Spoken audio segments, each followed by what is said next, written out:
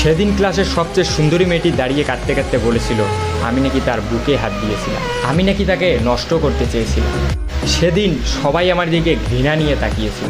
ক্লাসের প্রায় 80 জন ছাত্রছাত্রী সবাই আমাকে খারাপ ভেবেছিল।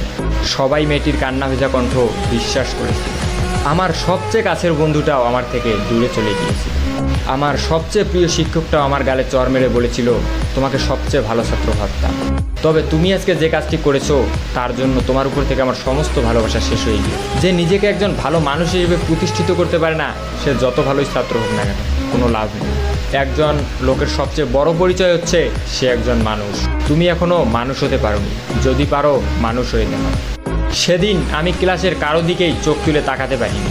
কোনো অপরাধ না করেও নিজেকে অনেক বড় অপরাধী মনে হয়েছিল। আমার দুঃখটা সেদিন কারোর সাথেই শেয়ার করতে পারিনি।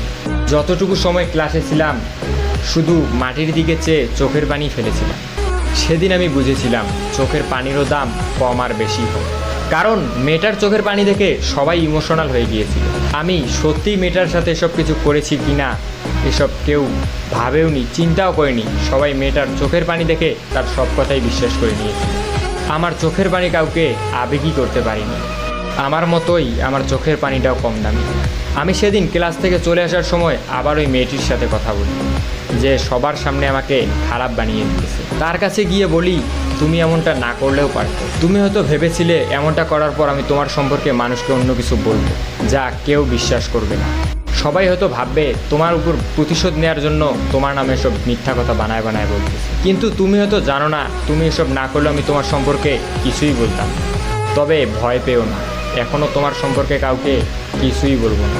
যে মানুষটা সবার সামনে আমাকে খারাপ বানিয়েছে আমি তাকে সবার সামনে খারাপ বানাতে চাই না। কলেজ থেকে বাসায় ফেরার পথে যখন দেখলাম সবাই আমার দিকে তাকিয়ে আছে, তখন আমার বুঝতে বেশি একটা অসুবিধা হলো না। আমার খবরটা হয়তো এলাকার সবাই জেনে গিয়েছে, তাই আমার দিকে এভাবে তাকিয়ে আছে। আর এসব খবর তো অলওয়েজ বাতাসের মাধ্যমে ছড়ায়, আমারটা হয়তো সেভাবেই ছড়িয়েছে। যখন বাসার সামনে গেলাম দেখি বাবা আর মা দরজার সামনে দাঁড়িয়ে আছে। এটা হচ্ছে আমার সৎ মা। দেখেই বুঝলাম হয়তো তারা কলেজের খবর জেনে গিয়েছে। তখন আমিও সেটা বুঝতে পেরে আমি বললাম বাবা আমি কিছু করিনি। তখন বলল তুই যদি